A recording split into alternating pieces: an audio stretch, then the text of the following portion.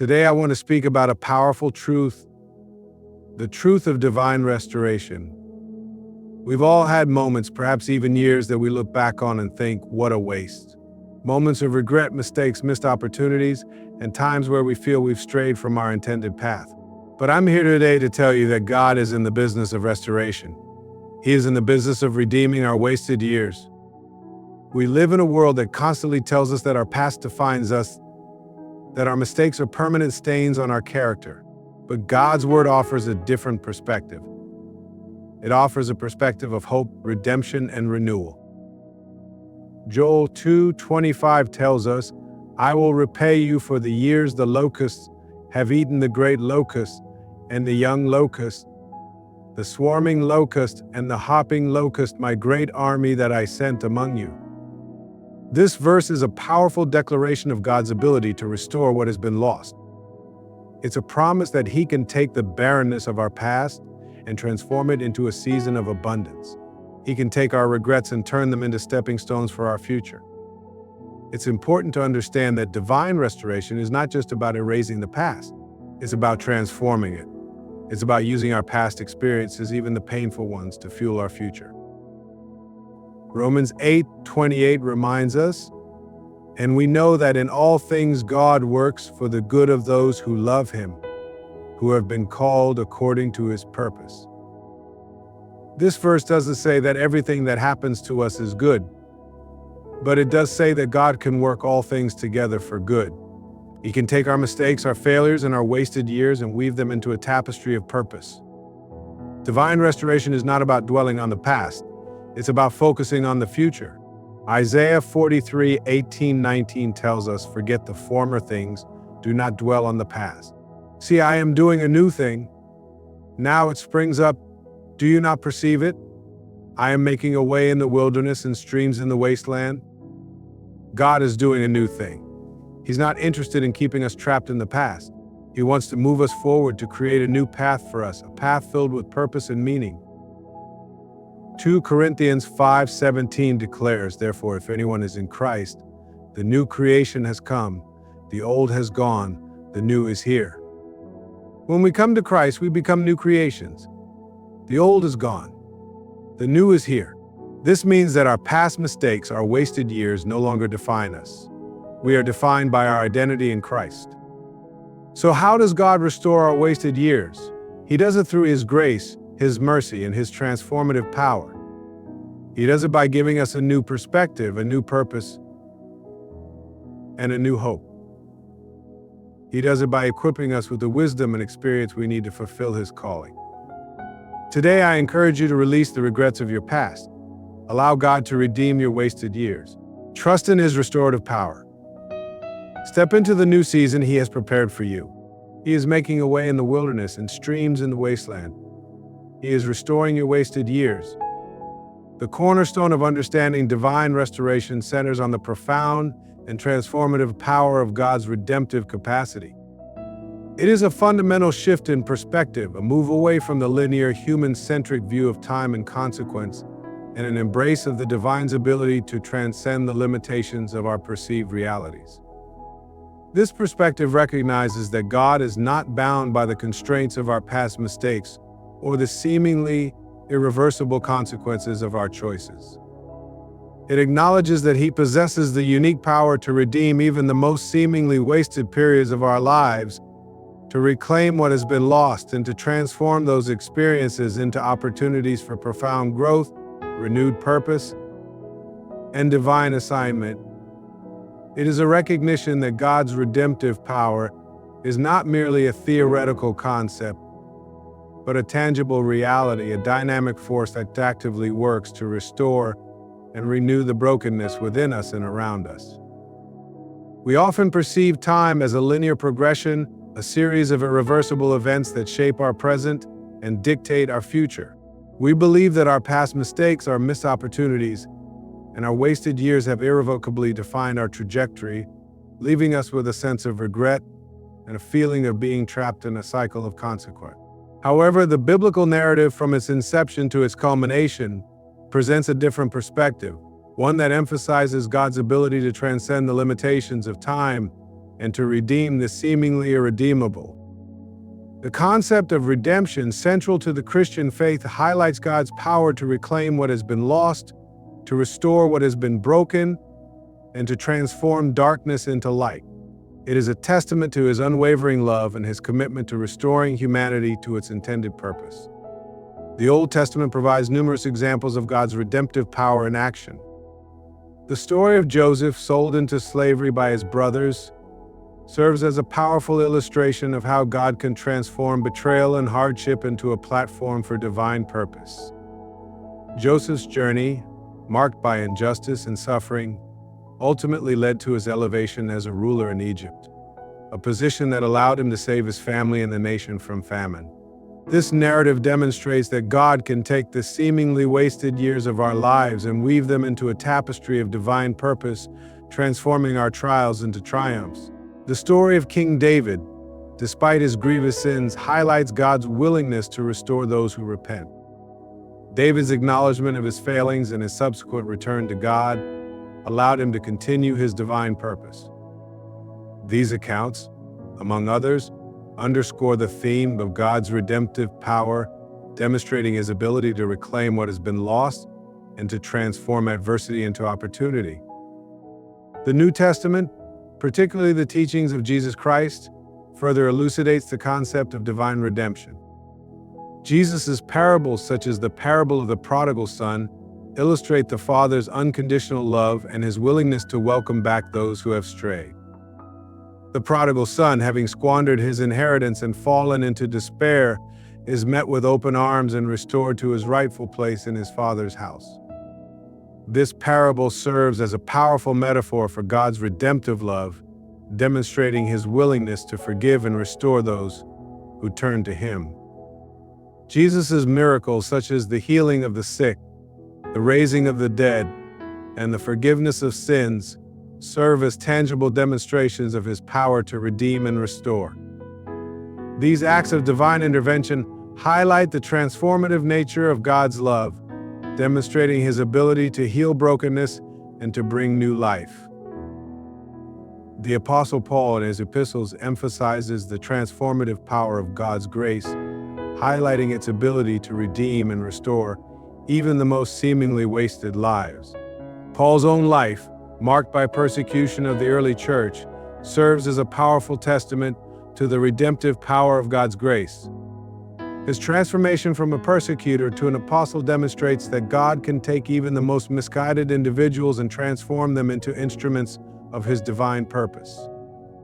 Romans 8:28, a passage often quoted and meditated upon, declares, "And we know that in all things God works for the good of those who love him, who have been called according to his purpose." This verse highlights the overarching principle of divine providence, assuring believers that God is actively working in all circumstances, even the most challenging ones, to bring about good for those who love him. This passage doesn't suggest that all things are inherently good, but rather that God possesses the power to transform even the most difficult experiences into opportunities for growth and purpose. Joel 2:25, a powerful declaration of God's restorative power, states, "I will repay you for the years the locusts have eaten, the great locust and the young locust, the swarming locust and the hopping locust, my great army that I sent among you." This verse speaks to God's ability to restore what has been lost, to redeem the wasted years, and to bring abundance where there has been desolation. It is a promise of restoration, a declaration that God can take the barrenness of our past and transform it into a season of fruitfulness. It is a reminder that God is not limited by our past mistakes or the seemingly irreversible consequences of our choices. Divine restoration is not merely about erasing the past or pretending that it never happened. It is about transforming the past, reclaiming the wasted years, and using those experiences as a foundation for future growth and purpose. It is about recognizing that even our mistakes and failures can serve as valuable lessons, shaping our character and equipping us for future assignments. It is about understanding that God can take the broken pieces of our lives and create something beautiful, something meaningful, something that reflects his glory. The process of divine restoration often involves a journey of self-reflection, repentance, and surrender. It requires us to acknowledge our mistakes, to seek forgiveness, and to relinquish control to God. It involves allowing Him to work in our lives, to heal our wounds, and to transform our hearts. It involves trusting in His timing, His wisdom, and His unwavering love. God's redemptive power is not limited to specific individuals or specific circumstances. It is a universal principle, a dynamic force that is available to all who seek Him. It is a promise of hope, a declaration of renewal, and a testament to His unwavering love. It is a reminder that even in the midst of our brokenness, God is working to restore us to our intended purpose. Inextricably linked to the first, and equally vital for the full experience of divine restoration, emphasizes the critical shift in focus from dwelling on the past to actively embracing a future imbued with renewed purpose and divine assignment. It is a transformative paradigm, a movement away from the debilitating grip of regret and the paralyzing weight of past failures, and a resolute step towards a forward-looking perspective, one that recognizes the potential for profound growth and meaningful contribution in the present and future. This perspective acknowledges that divine restoration is not merely a retrospective act of reclaiming lost time, but rather a proactive process of repurposing past experiences to fuel a future marked by intentional living in service to a higher calling. It underscores that God's restorative work is not confined to mending the broken pieces of our past, but also extends to equipping us with the wisdom, resilience, and renewed vision necessary to navigate the path ahead, fulfilling the unique purpose for which we were created. It highlights that true restoration involves not only healing from past wounds, but also embracing the opportunity to become agents of change, instruments of God's grace, and beacons of hope in a world yearning for redemption. We often find ourselves trapped in a cycle of rumination, replaying past mistakes and dwelling on missed opportunities, allowing the weight of regret to overshadow the potential for future growth and fulfillment. This retrospective focus can lead to a sense of stagnation, preventing us from moving forward and embracing the new beginnings that God offers. We become fixated on the what-ifs and the should-haves, neglecting the what is and the what can be. However, the biblical narrative, from its inception to its culmination, consistently emphasizes the importance of looking forward, of pressing on towards the future, and of embracing the new opportunities that God presents. The concept of new creation, central to the Christian faith, highlights the transformative power of God's grace to liberate us from the bondage of the past and to usher us into a future filled with hope and purpose. The Old Testament provides numerous examples of individuals who, despite their past failures and shortcomings, were able to embrace a future marked by divine purpose. The story of Moses, who initially fled from his calling due to fear and doubt, ultimately returned to Egypt to lead the Israelites out of bondage. His journey highlights the importance of embracing second chances and allowing God to use our past experiences, even our failures, to equip us for future assignments. The story of Nehemiah, who rebuilt the walls of Jerusalem despite facing opposition and adversity, demonstrates the power of vision and determination in fulfilling God's purpose. These accounts, among others, underscore the theme of moving forward, of embracing the future, and of allowing God to use our past experiences to shape our present and future. The New Testament, particularly the teachings of Jesus Christ, further elucidates the importance of focusing on the future and embracing new beginnings. Jesus' parables, such as the parable of the sower and the parable of the talents, emphasize the importance of using our gifts and resources wisely, of investing in the future, and of being fruitful in our endeavors. His teachings on forgiveness and reconciliation highlight the importance of letting go of past grievances and moving forward in love and unity. The Apostle Paul, in his epistles, repeatedly urges believers to forget what is behind and strain toward what is ahead, emphasizing the importance of pressing on towards the goal of fulfilling God's calling. Philippians 3:13-14, a passage often quoted and meditated upon, declares, "Brothers and sisters, I do not consider myself yet to have taken hold of it. But one thing I do, forgetting what is behind and straining toward what is ahead, I press on toward the goal to win the prize for which God has called me heavenward in Christ Jesus. This passage highlights the importance of maintaining a forward-looking perspective, of setting our sights on the future, and of diligently pursuing the purpose for which God has called us. Isaiah 43:18-19, a powerful declaration of God's ability to create new beginnings, states, "Forget the former things, do not dwell on the past. See, I am doing a new thing. Now it springs up. Do you not perceive it? I am making a way in the wilderness and streams in the wasteland." This verse serves as a powerful reminder that God is not limited by our past mistakes or the seemingly irreversible consequences of our choices. He is constantly creating new opportunities, opening new doors, and paving new pathways for us to walk in. It is an invitation to release the grip of the past and to embrace the new possibilities that God is unfolding before us. 2 Corinthians 5:17, a cornerstone of the concept of new creation, declares that for if anyone is in Christ, the new creation has come, the old has gone, the new is here. This verse highlights the transformative power of God's grace to liberate us from the bondage of the past and to usher us into a future filled with hope and purpose. It is a declaration that our past mistakes and failures do not define us, that we are not bound by the limitations of our past, and that we have the potential to become new creations, vessels of God's grace, and instruments of His divine purpose. The process of embracing a future filled with renewed purpose and divine assignment involves a conscious and deliberate effort to shift our focus from the past to the present and future. It requires us to release the grip of regret, to forgive ourselves for past mistakes, and to embrace the opportunities that God is presenting to us.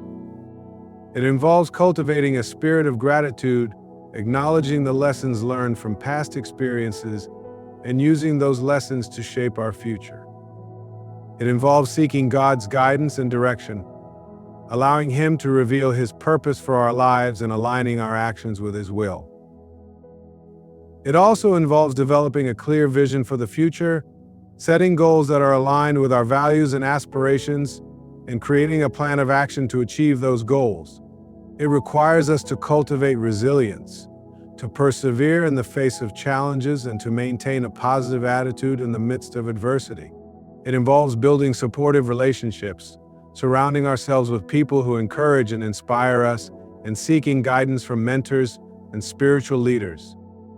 Furthermore, it requires us to embrace the concept of divine assignment, recognizing that God has a unique purpose for each of our lives, a specific role that He has called us to play in His grand plan. This involves identifying our gifts, talents, and passions, and using them to serve God and others. It involves seeking opportunities to make a positive impact on the world, to contribute to the betterment of society, and to be a light in a dark world. Embracing a future filled with renewed purpose and divine assignment is not about seeking fame, fortune, or recognition. It is about living a life of significance, a life that is aligned with God's will, and a life that makes a positive difference in the lives of others. It is about using our past experiences, even our mistakes and failures, to fuel our passion for serving God and others, and to become agents of change in the world. It is about recognizing that God's restorative work is not limited to healing our past wounds, but also extends to equipping us with the wisdom, resilience, and renewed vision necessary to navigate the path ahead, fulfilling the unique purpose for which we were created. It is about understanding that true restoration involves not only healing from past wounds, but also embracing the opportunity to become agents of change, instruments of God's grace, and beacons of hope in a world yearning for redemption. This is the essence of the second keynote, that divine restoration is not just about dwelling on the past, but about using past experiences to fuel a future filled with renewed purpose and divine assignment.